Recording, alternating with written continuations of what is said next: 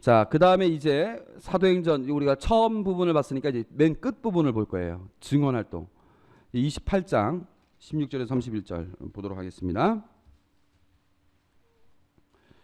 자, 28장 그 11절 제목이 이제 28장에 몰타 섬에서 바오로가 지냈고 이제 몰타에서 로마로 갔어요. 몰타는 이제 이탈리아 밑에 있는 하나의 섬입니다. 지금도 거기는 바오로에 대한 신심도 아주 깊고, 몰타 사람들이 뭐 영어도 하고 이태리어도 하고 뭐 그렇게 하고 있는데 하나의 멋진 섬인데, 거기 그 섬에서 이제 16절, 우리가 로마에 들어갔을 때 바오로는 자기를 지키는 군사 한 사람과 따로 지내도 좋다는 허락을 받았다.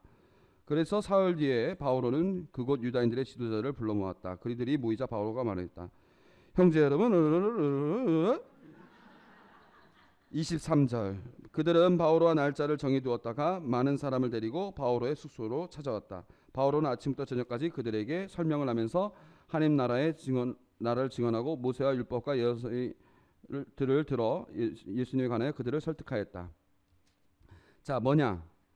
로마에 들어갔고 유다의 지도자들을 바오로가 만났고 로마에 들어가서 사흘 뒤에, 그래서 이렇게 쭉 설명했는데, 바오로 날짜를 정해줬다가 많은 사람들이 바오로의 숙소에 다시 갔고 2차에 다시 얘기를 했는데 어떤 이들은 바오로의 말을 받아들이고 어떤 이들은 믿지 않았다. 그들이 이렇게 서로 이견을 달리한 채 떠나려고 할 때 바오로가 한마디 덧붙였다. 성령께서 이사야 예언자를 통하여 여러분들의 조상들에게 하신 말씀이 지당합니다. 곧 이 말씀입니다. 너는 저 백성에게 가서 말하여라. 너희는 듣고 또 들어도 깨닫지 못하고 보고 또 보아도 알아보지 못하리라. 저 백성은 마음이 무디고 귀로는 제대로 듣지 못하여 눈은 감았기 때문이다. 이는 그들이 눈으로 보고 귀로 듣고 마음으로 깨닫고는 돌아와 내가 그들을 고쳐주는 일이 없게 하려는 것이다. 그러므로 여러분은 하느님의 이 구원이 다른 민족들에게 보내졌다는 것을 알아야 합니다. 그들은 들을 것입니다. 그러니까 1차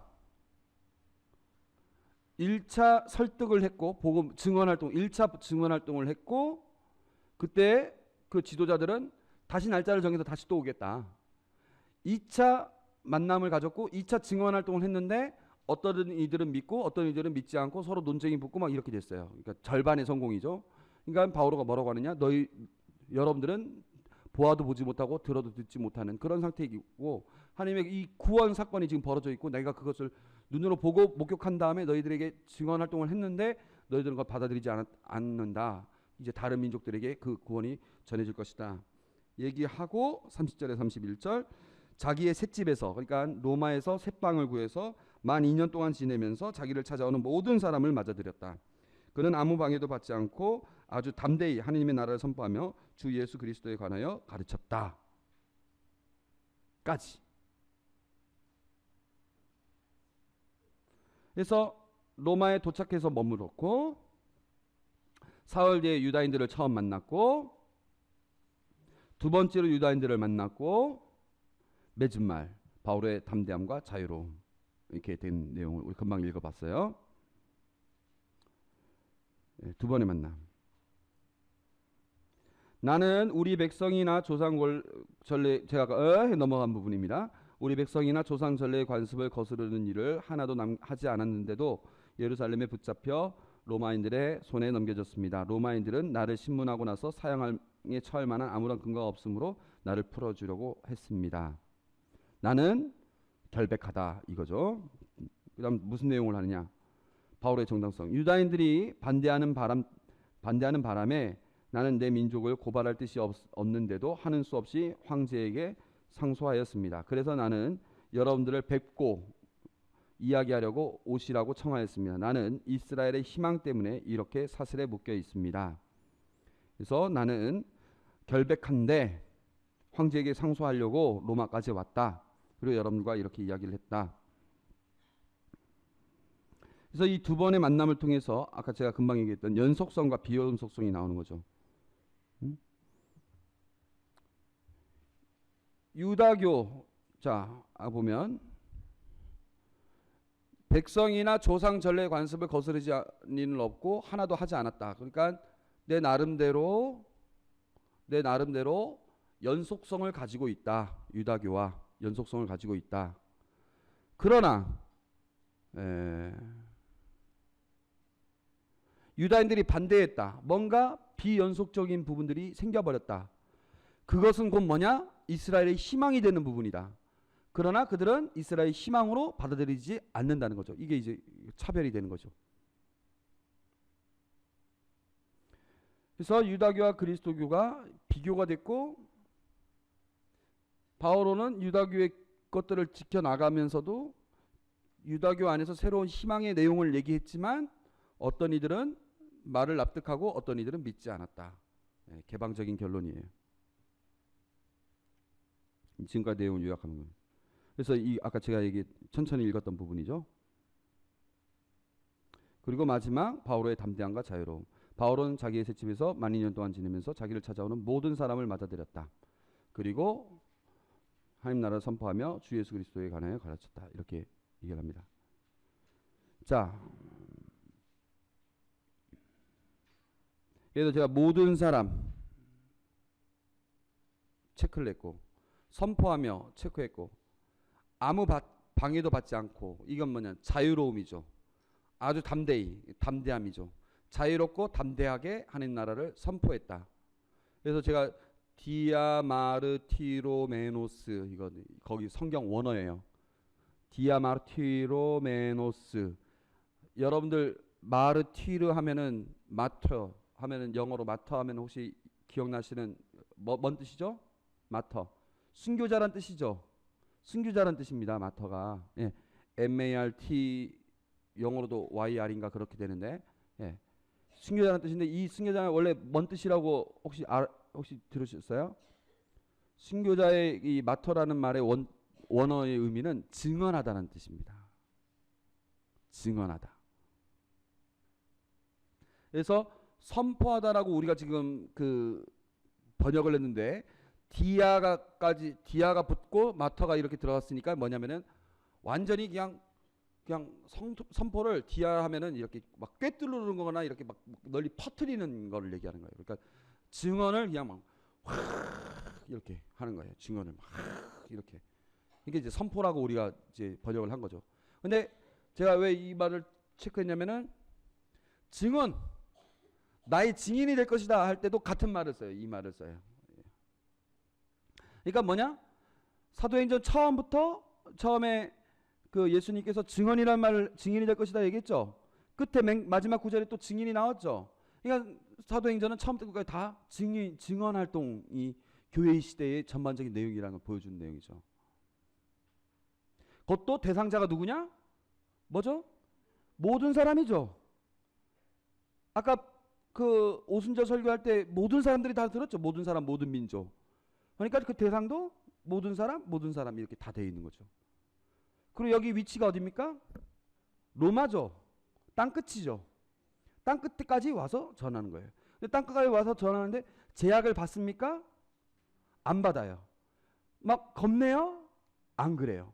자유롭고 담대하게 땅끝에서 모든 사람에게 자유롭고 담대하게 증언 활동을 하고 있다까지 나온 거예요.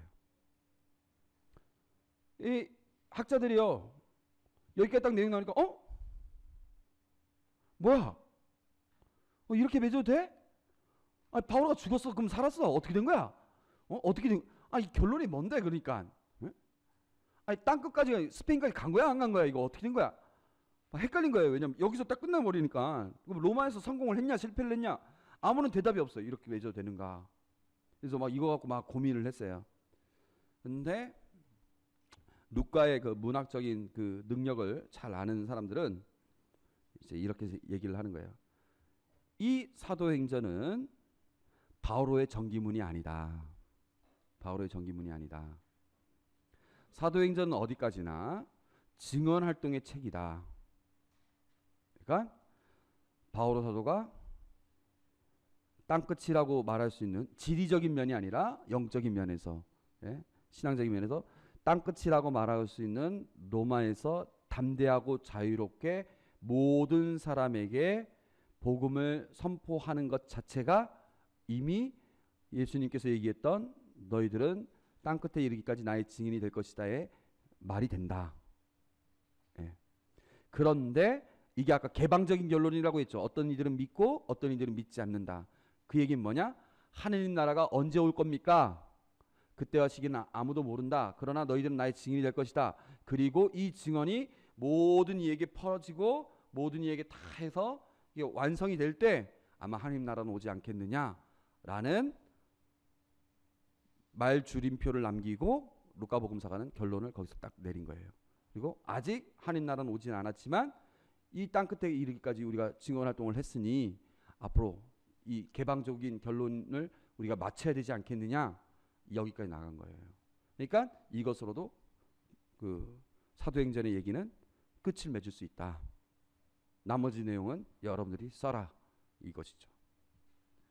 사도행전에서 증언이라는 말이 얼마나 중요한지 가만히 보면 마르티리아, 테스티모니, 영어로 테스티모니, 휘트니스라고 하는데 이제 마르티리아 이제 이게 증언이란 뜻이에요. 그 성서 원어로 이 말에서 순교라는 말로 나왔다고 제가 말씀드렸고요. 증언하다와 연관된 단어들, 예를 들어서 증인, 증언활동, 아까 같이 선포하다 이런 말들.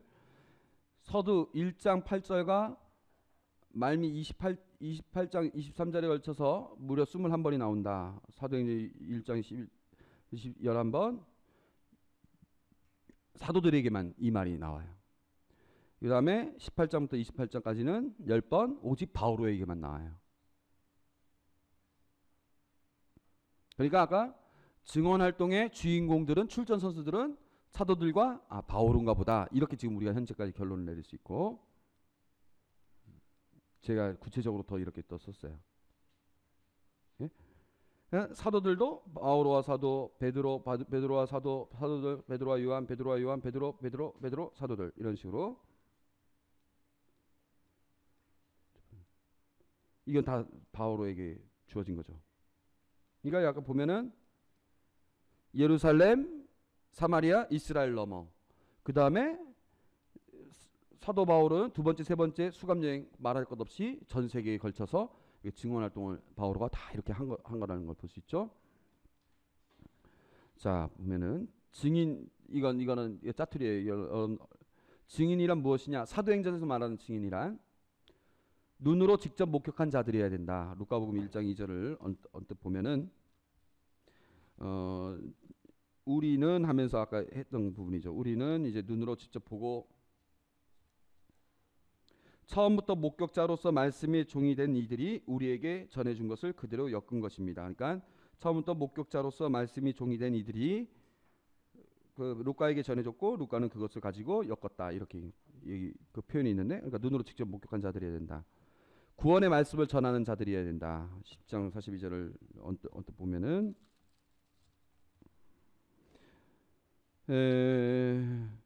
하나님께서 당신을 산 이들과 죽은 이들의 심판관으로 임명하셨다는 것을 백성에게 선포하고 증언하라고 우리에게 분부하셨다. 그렇게 증언하라고. 1장 8절에서도 마찬가지로 위험을 감수해야 된다. 스테파노가 죽었죠. 그 다음에 예수님께서 선택하셨다는 거, 너희들이 증인이 돼야 된다는 거, 예수님께서 선택하셨다는 거.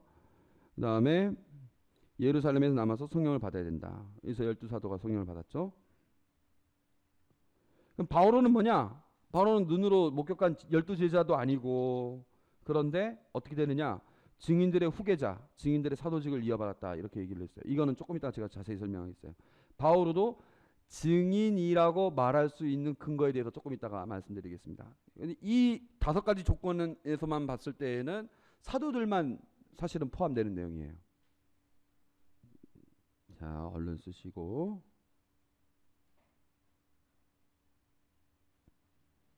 증인들의 승계. 이게 이제 증인들의 승계, 이 부분을 보면 바오로도 증인이라고 말할 수 있겠구나라는 게 이제 느껴지는 거예요. 12사도는 예루살렘, 사마리아, 팔레스타인까지입니다. 팔레스타인은 이스라엘 지역이죠. 해변, 베드로와 요한. 7 봉사자, 6장 5절에 보면 7 봉사자가 나와요. 6장 5절 한번 펼쳐보세요. 7 봉사자 나오죠.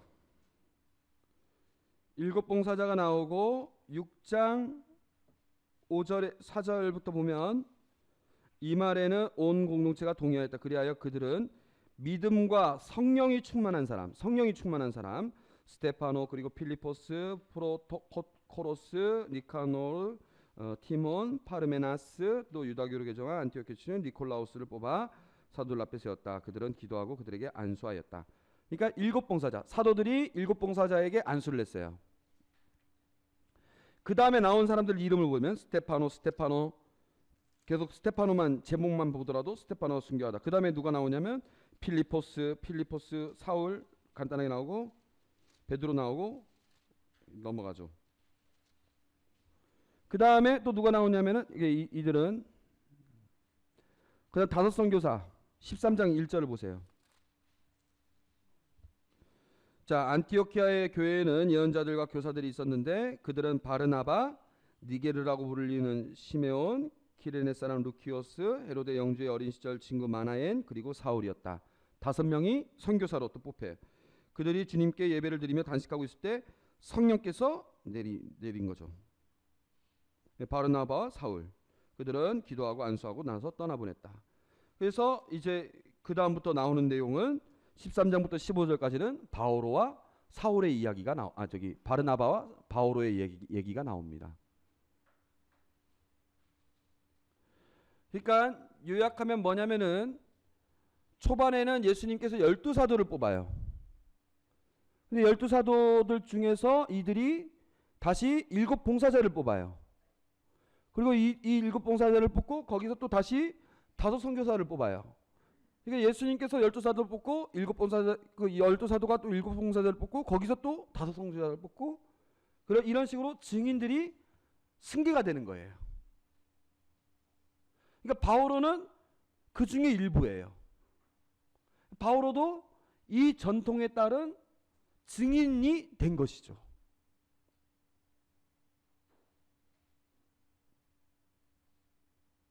근데 또 재밌는 건 뭐냐면은 사도행전 2장을 펼쳐보시죠.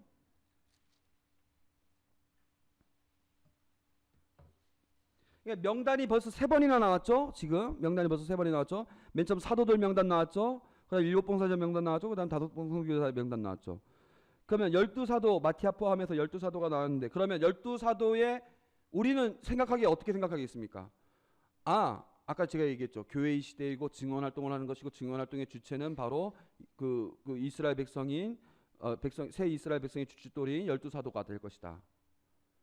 그러면 우리가 생각하기에 12사도 베드로는 뭘 했고, 요한은 뭘 했고, 바르톨로메는 뭘 했고, 마티아는 뭘 했고, 각각 사람들의 이야기가 쫙 나와야 될 거 아닙니까? 그런데 자, 2장부터 보시면 베드로 얘기 나왔죠. 제목만 보겠습니다. 성령 강림 끝난 다음 베드로 나왔죠. 3장에 보면은 베드로 나왔죠. 예. 3장 1절에 보면 베드로만 나온 게 아니라 베드로와 요한이 나왔죠. 그 다음에 또 베드로 나왔죠. 4장에 또 보면 베드로와 요한 나왔죠. 그 다음에 넘어가고 하나니아스와 사피라는 이건 딴 사람 얘기고, 사도들이 받게 되는 얘기 나오고, 그 다음에 7봉사자가 나왔죠. 그럼 12사도들 중에서도 누구의 활약상만 얘기한 거예요 지금? 베드로와 요한. 그럼 나머지 10사람은 활동 안 했을까요?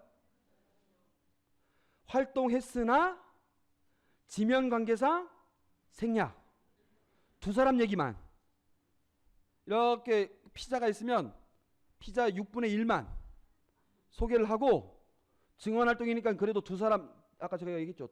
증언활동에 유효하면 2사람이라고. 그러니까 최소 단위인 2사람 얘기만 하고 나머지는 생략. 예. 레주 하시는 분들 그 꾸리아 사업 보고 할 때 보면 맨 뒤에 기타 사항 해가지고 특기 사항 해가지고 사례 쓰죠. 그 모든 활동 다 쓴 겁니까? 아니에요. 그 중에 하나만 딱 쓰죠. 특기 사항만 딱 2사람의 내용만. 12사도 중에서 7봉사자 그러면 7명 얘기 다 나와야 될 거 아닙니까? 다 안 나와요. 누구 얘기만 나오느냐? 그 중에 2사람, 스테파노와 필리포. 5 선교사 얘기 다 나오느냐? 안 나와요. 누구 얘기만 나오느냐? 바르나바와 바오로. 그러니까 12명 다 얘기를 다 못해. 그러니까 2사람 얘기만 이렇게 대표적인 것만 썼어요. 근데 중요한 건 뭐냐? 우리가 애시당초 생각했을 땐 12사도의 얘기만 쭉 나올 거겠구나 했는데 그게 아니라 열두 사도는 승계를 계속 할 거야. 그러니까 이 증인은 계속 이어져 나갈 거야. 그래서 열두 사도가 아닌 사람들도 증인의 대열에 합류하게 될 거야. 그리고 내가 이 얘기들 다 할 건데 다는 못하고 대표적인 두 사람 얘기들로만 할게 쭉 나간 거예요. 예루살렘 사도회의를 거치니까 이제는 바오로 얘기만 쫙 하는 거예요.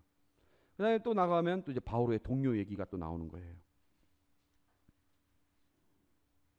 전체적으로 요약하면 이렇고요. 자, 그래서 열두 사도의 증언 활동 주 내용은 베드로와 요한 얘기. 예루살렘 지역. 여기 사실은 6장부터 7봉사자가 되어 있는데 그냥 예루살렘 지역으로만 제가 한정시키려고 지금 8장까지 썼습니다.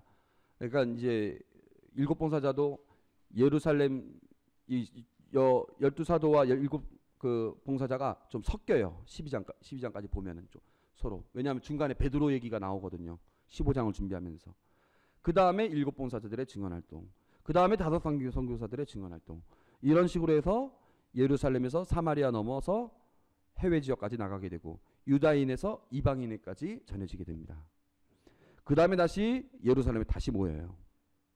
제2의 심장박동이 한번 팡 하면은 피가 온몸에 돌고 다시 한번 팡 하면 다시 또 온몸에 돌겠죠. 그런 식으로 첫 번째의 오순절 성령 강림 사건이 끝난 다음 두 번째는 예루살렘 사도회의가 됐고 이 후계자들 중에서도 바오로의 얘기가 땅끝까지 전해지는 것. 아시아 그리스 땅끝까지. 그래서 전 세계로 퍼져나간 내용을 쭉 씁니다.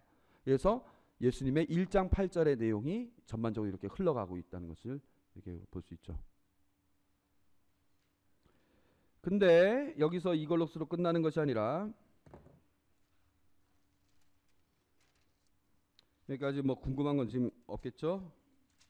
있으면 얘기하세요. 언제든지. 자, 그 다음에 또 여기서 보면 우리라는 말이 나와요. 보면은요 16장 10에서 17절 한번 찾아볼까요? 16장 10에서 17절.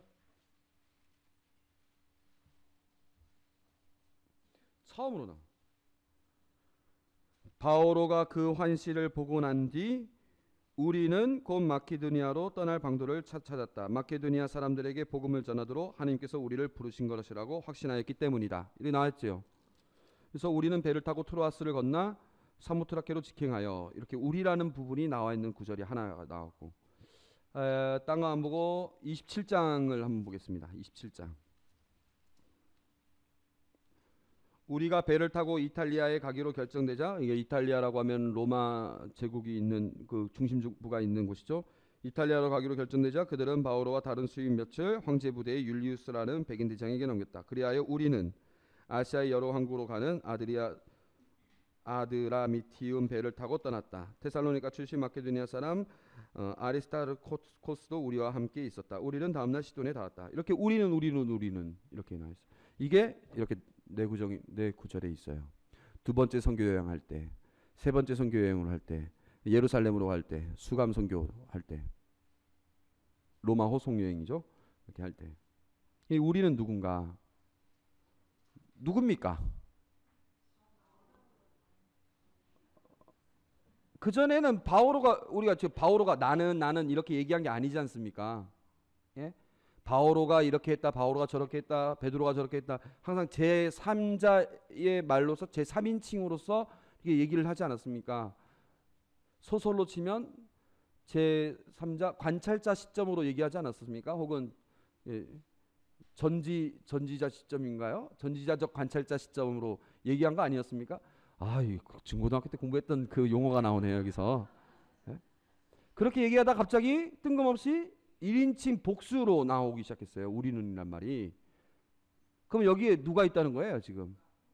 루카가 있다는 거예요. 예, 그죠? 그 전까지는 쭉 없다가 루카가 드디어 바오로의 동료로서 합류를 했구나. 그래서 두 번째 선교여행, 세 번째 선교여행, 또 예루살렘 갈 때, 그 다음에 로마로 호송될 때 계속 루카가 꼈구나. 이게 딱 느껴지는 거죠. 이게 첫 번째 가능성. 제가 또 지난번에 그 테오필로스 얘기할 때도 항상 첫 번째 가능성과 두 번째 가능성 얘기했죠. 첫 번째 가능성은 후원자일 것이다. 두 번째 가능성은 문학적인 기법이다. 루카도 마찬가지입니다. 여기서 첫 번째 가능성으로만 끝난 것이 아니라 아까 제가 얘기했던 증인 그리고 증인들의 승계 이 부분을 기억하면 여러분들은 이제 이 부분에 대해서 다시 한번 생각이 또 가셔야 되는 거예요.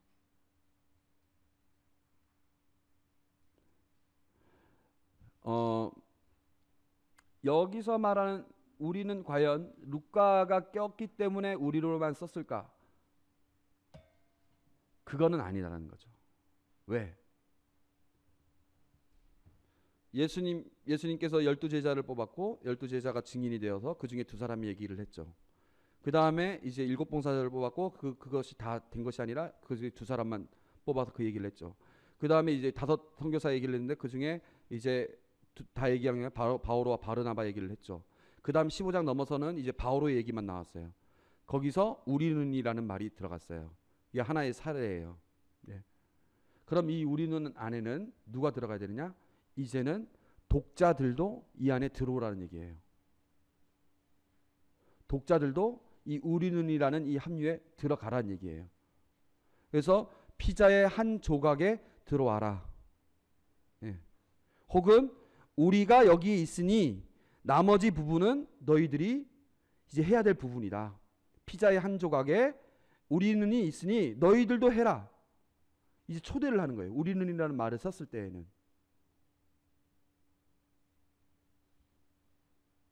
그러니까 이제 증인들이 승계가 계속 이루어져 왔죠. 그 승계가 어디까지 이어지느냐? 우리까지 이어진다는 거예요. 우리까지 이어졌다. 우리까지 이어졌다. 지금 구원 사건의 아주 핵심적인 부분들이 지금 벌어지고 있는데 이 사건이 우리가 그 안에 동참해야 된다. 그 얘기를 지금 하고 싶은 거죠. 사도행전은 먼 옛날 사도들만의 얘기가 아니라 우리의 얘기여야 된다. 그게 지금 계속 이어지고 있지 않느냐? 그러니까 우리도 거기에 동참해라. 피자의 한 조각을 우리가 얘기했으니 나머지는 너의 몫이다. 너희들이 우리가 되라.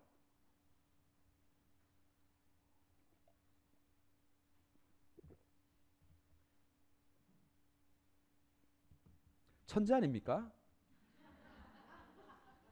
천재 아니에요, 진짜? 천재. 진짜 성령의 감동을 받아서 쓴 책이라고 저는 생각합니다. 그러니까 교회의 시대에 살고 있는 우리는 교회의 시대의 주체가 돼야 됩니다. 교회의 시대의 주체.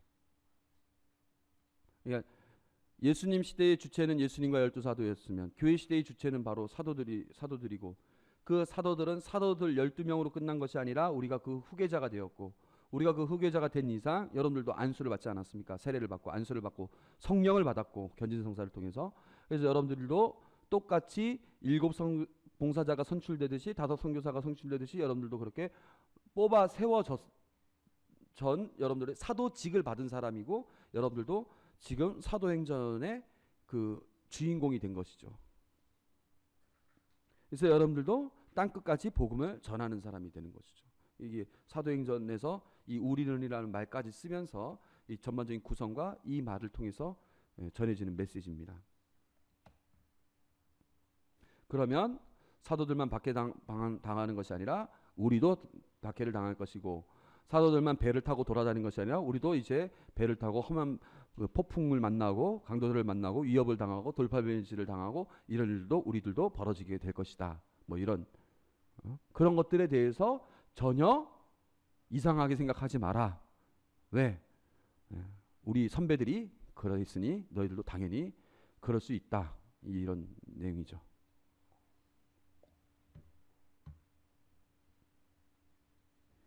그러니까 어떤 자매님이 나는 하나님 너무 열심히 믿고 하나님만을 위해서 살고 하나님을 위해서 뭐 이렇게 살고 나쁜 일 한 적도 없고 정말 복음적으로 살려고 그렇게 노력했는데 왜 나한테는 계속 그러니까 더 안 좋은 일도 많고 더 힘든 일도 많고 더 어려운 일도 많고 더 억울한 일도 많고 내가 성당만 안 다녔으면 벌써 무슨 뭐 어디에 진출하고 뭐 해가지고 벌써 돈도 얼마만큼 벌고 뭐도 하고 남들 앞에서 떵떵거리면서 살라고 이렇게 했을 텐데 나 괜히 성당 안 와가지고 내가 양심이 찔려가지고 그렇게 살지도 못하겠고 이렇게 저렇게 해가지고 결국에 내가 이 모양 이 꼴로 사는데 난 참 정말 지질이 복도 없고 어쩌고 얘기를 하면은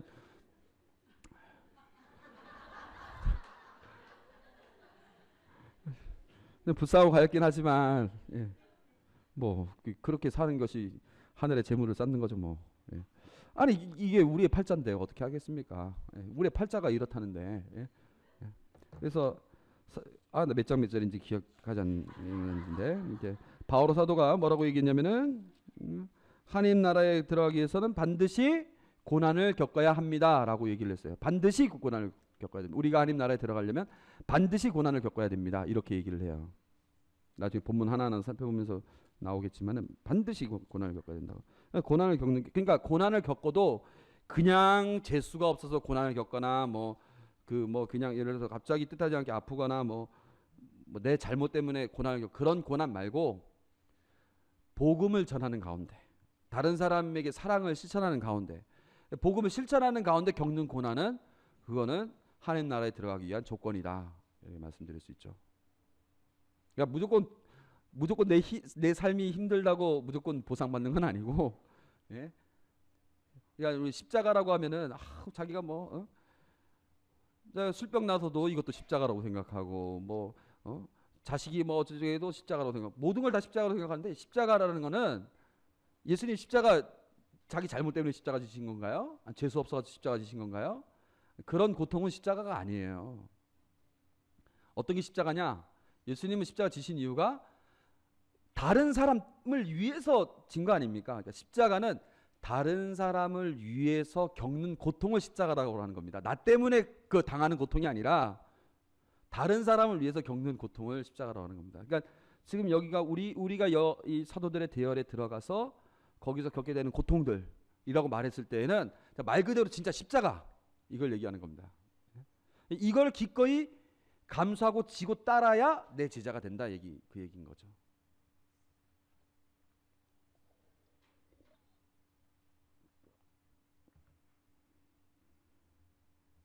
그래서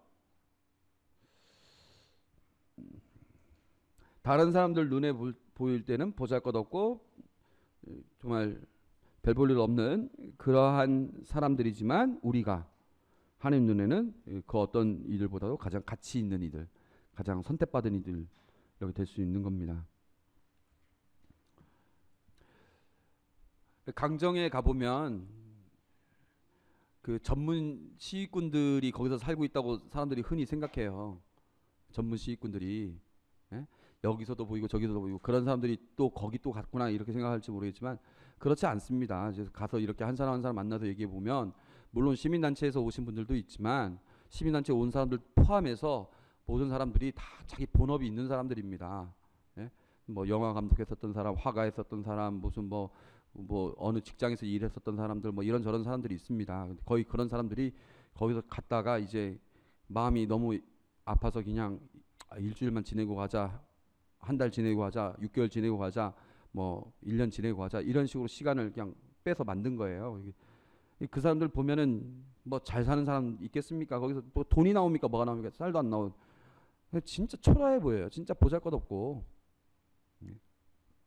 진짜 보잘것없어요 사람들이. 진짜 그래서 그 사람들 경찰들이 밀면 입만 살아있죠. 입만. 당신들이 어떻게 이런 불법적으로 우리를 불법적으로 우리 여 앞에 치면 어떻게 당신들이 왜 그렇게 나쁜 말을 써요? 왜 카메라 찍고 입만 살았지. 밀면 밀침 당하고 넘어지면 넘어짐 당하고 거기서 그 사람들이 주먹을 쓰겠습니까? 아무것도 못해요. 진짜 완전 초라해요. 초라해. 완전 초라해요. 문정현 신부님 문규현 신부님 이런 사람들 방송도 타고 하니까 유명하고 그러갔죠. 실제로 지내는 거 보면 진짜 초라해요. 초라해 사람들이.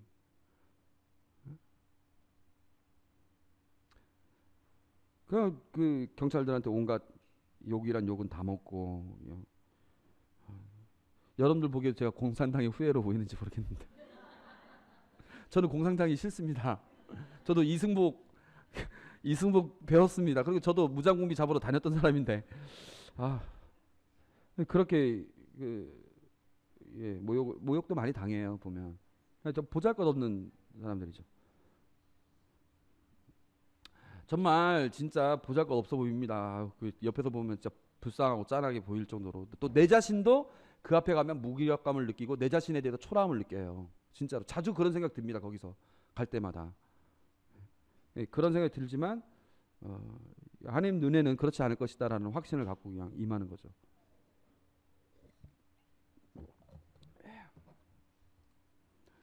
예.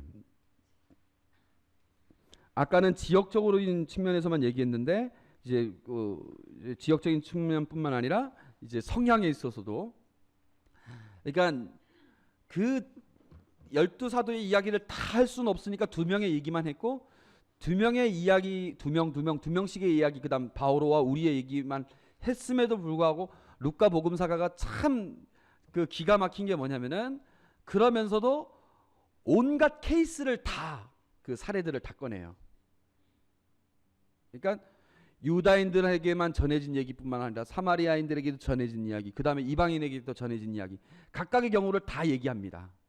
그것도 구체적으로 유다인도 그냥 유다인도 아니고 불신앙의 유다인도 건드려봤다가, 불신앙의 사마리아인도 건드려봤다가, 신앙적인 이방인도 건드려봤다가, 유다교로 개종한 이방인도 건드려봤다가, 뭐 이런 식으로 이런저런 사람들 다 여러 가지 그 경우들을 만나는 거예요. 여러분들도 그 입교 권유할 때 보면은 열심한 사람, 열심 안 한 사람, 가톨릭에 관심이 있었던 사람, 관심 없었던 사람, 가톨릭이 싫어했던 사람, 좋아했던 사람, 뭐 개신교에서 들어온 사람, 불교에서 들어온 사람, 전혀 종교에 대해서 알지 못한 사람, 여러 케이스가 있지 않습니까? 그걸 바오로는 어느 하나만 딱 짚은 게 아니라 요거를 다 골라가면서 다 얘기를 합니다. 그러니까 그 안에 내용들을 보면 그렇게 무궁무진한 거죠.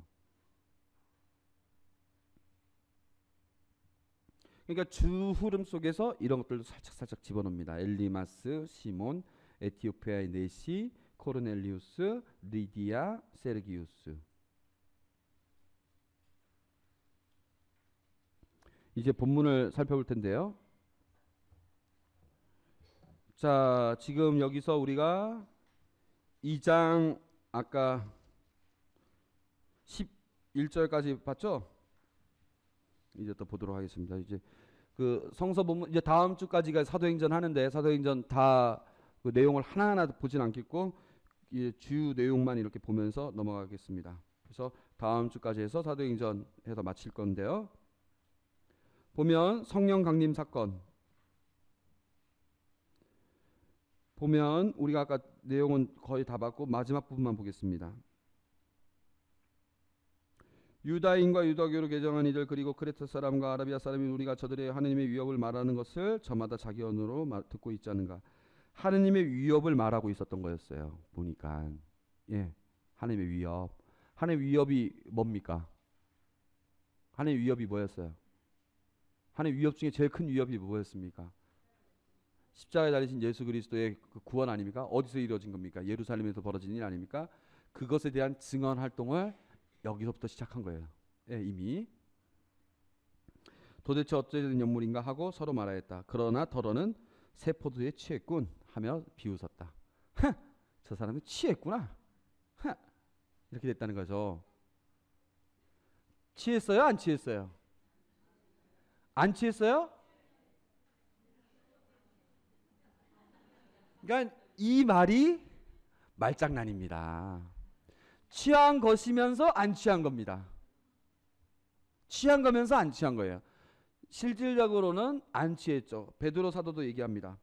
그 14절 보면 유다인들과 예루살렘 주민 여러분, 여러분은 이 사실을 알아야 된다. 내 말을 귀담아 들으십시오. 지금은 아침 9시입니다. 아침 9시부터 술 먹는 사람이 있긴 있겠지만 우리는 안 먹었습니다. 예? 우린 취하지 않았습니다. 이렇게 얘기를 해요. 그런 면에서는 안 취했지만 새 부대에는 뭘 담아야죠? 예.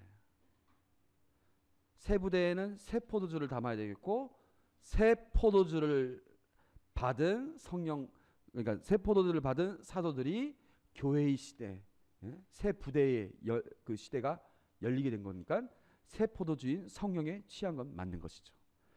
그러니까 취하면서도 안 취했고 안 취하면서도 취한 거죠.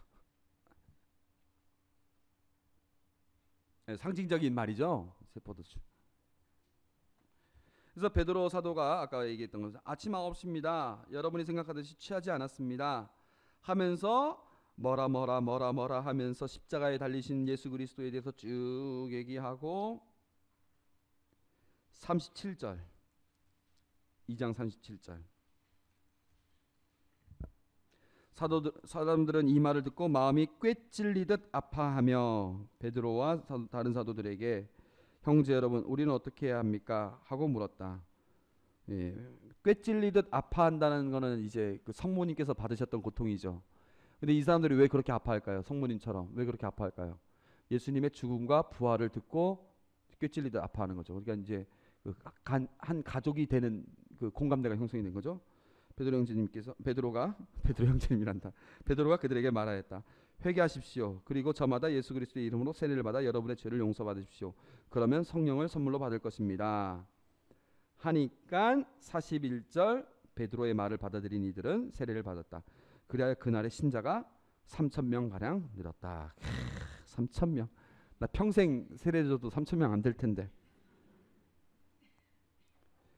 그들은 사도들의 가르침을 받고 친교를 이루며 빵을 떼어 나누고 기도하는 일에 전념하였다. 이게 이제 초대 교회의 그 기도 생활이죠. 이걸 그냥 뭐라고 하냐면 요약사화라고 합니다. 지금까지 내용을 다 일일이 말할 수 없으니 제가 이제 요약을 해서 얘기하겠다 해서 이제 일단락을 지어요. 예, 신자들은 모두 함께 지내며 모든 것을 공동으로 소유하고 재산과 재물을 팔아 모든 사람에게 저마다 필요한 대로 나누어 주곤 했다. 날마다 한 마음으로 성전에 열심히 모이고 이 집 저 집에서 빵을 떼어 나누었으며 이것은 전례죠. 전례. 즐겁고 순박한 마음으로 음식을 함께 먹고 하느님을 찬미하며 온 백성에게서 호감을 얻었다. 주님께서는 날마다 그들의 모임에 구원받을 이들을 보태어 주셨다. 이렇게 해서 신자들의 그 공동체 생활이 시작됐고 여기서 이제 수도자들도 이 정신에 맞춰서 지금도 공동 재산, 공동 소유로 그렇게 지금도 살아가고 있는 것이죠. 그래서 예루살렘의 근본 사건이 2장 이렇게 해서 마무리되고 드디어 이제 사도들의 활동 상황이 나옵니다. 12제자, 7봉사자, 안티오키아, 5선교자의 증언활동. 3장 1절에서부터 14장 48절까지. 그래서 예루살렘에서 사마리아 너머의 내용이죠. 12사도의 증언활동. 베드로가 불구자를 고치다. 베드로의 두 설교. 요약사화. 다시 요약을 하죠. 네, 예루살렘 7봉사자 선출. 스테파노의 체포와 그의 설교. 스테파노의 순교. 그 다음에 이제 징검다리 사화. 뭐 이렇게 되어 있습니다. 불구자를 고쳐준 내용은 베드로와 요한이 있는데 이제 금도 금도 없습니다. 나자렛 사람 예수 그리스도의 이름으로 말합니다. 일어나 걸으시오 하면서 일어났다는 내용이고 설교를 했고 최고위에서 증언했고 이거 다 안 볼 거고 그냥 몇 가지만 보겠습니다. 4장 13절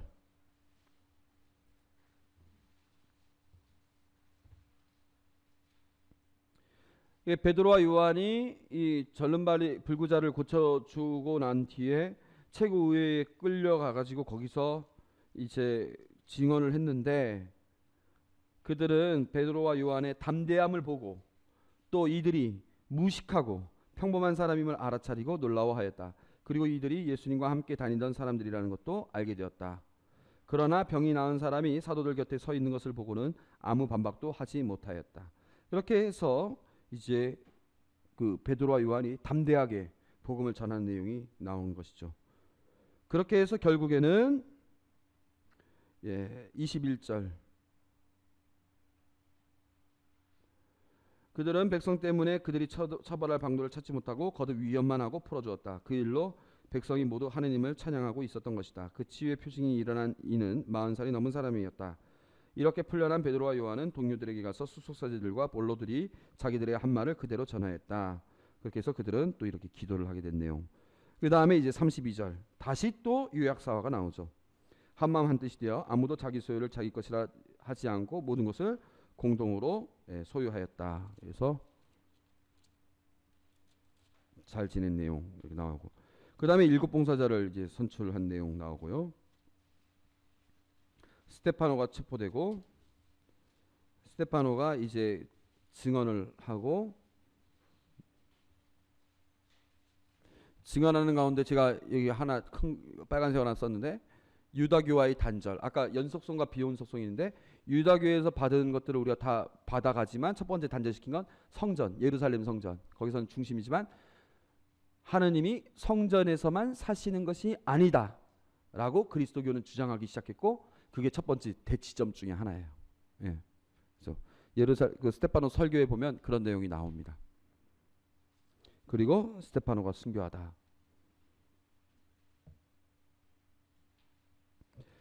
자, 여기 그 7장 54절만 보고 7장 54절에서 8장 3절까지만 얘기하고 오늘 마치도록 하겠습니다. 스테파노 순교. 스테파노가 아주 길게 설교를 했고 그 말을 듣고 마음에 화가 치밀어 스테파노에게 이를 갈았다. 그러니까 막 이랬다는 거죠. 그러나 스테파노는 성령이 충만하였다. 그가 하늘을 유심히 바라보니 하느님의 영광과 하느님의 오른쪽에 서 계신 예수님이 보였다.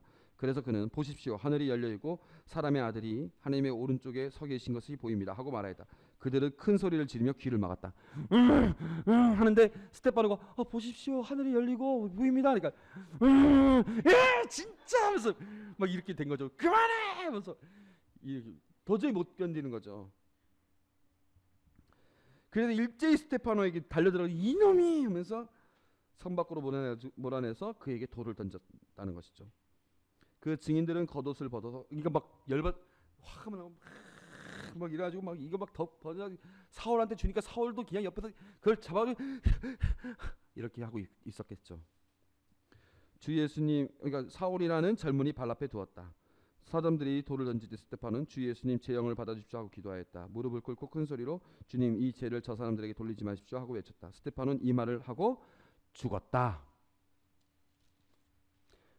사울은 스테파노 죽이는 일에 찬동하고 있었다. 자, 여기까지 봤을 때 사도들의 후계자인 일곱 봉사자가 있었고 그 중에 한 사람이 스테파노가 죽었죠. 그러면 비극이죠. 실패죠. 그 다음부터 예루살렘 교회는 큰 박해를 받기 시작했다. 그러니까 어려움에 봉착한 거죠. 위기죠. 그래서 8장 2절 보면 박해를 받기 시작하면서 위기가 오니까 사도들 말고 모두 유다와 사마리아 지방으로 흩어졌어요. 다 도망간 거예요. 독실한 사람 몇이 스테파노 장사를 지내고 그를 생각하며 크게 통곡하였다. 비극이에요. 사울은 교회를 없애려고 집집마다 들어가 남자든 여자든 끌어다가 감옥을 넘겼어요. 아주 큰 위기가 닥쳤어요. 근데 그 다음 제목이 뭡니까? 복음이 사마리아에 전파되다. 그러니까 그 전까지는 예루살렘에서만 복음이 전해지고 예루살렘에서 베드로와 요한이 활동하고 스테파노가 활동하고 이랬었는데 거기서 신자 공동체가 나와가지고 날마다 서로 나누어 먹고 이렇게 했었는데 좋았는데 박해가 딱 하니까 위기가 봉착됐고 비극이 일어났고 그래서 사람들이 뿔뿔이 다 흩어졌는데 그 위기가 다시 기회가 되어서 사마리아와 온 유다와 이스라엘 지역 전역에 복음이 전해지는 기회로 바뀐 거예요. 그러니까 하느님께서는 역사의 이 위기를 이용하셔서 기회로 다시 전환을 시켜주신 것이죠.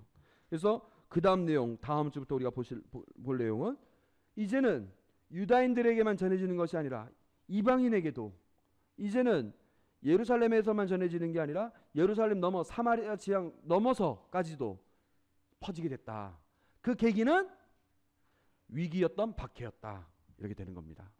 그런 내용을 다음 주부터 이제 보게 되는 겁니다. 한 번 더 여러분들 한번 성경 잘 읽어보시기 바랍니다. 질문? 예, 수고하셨습니다.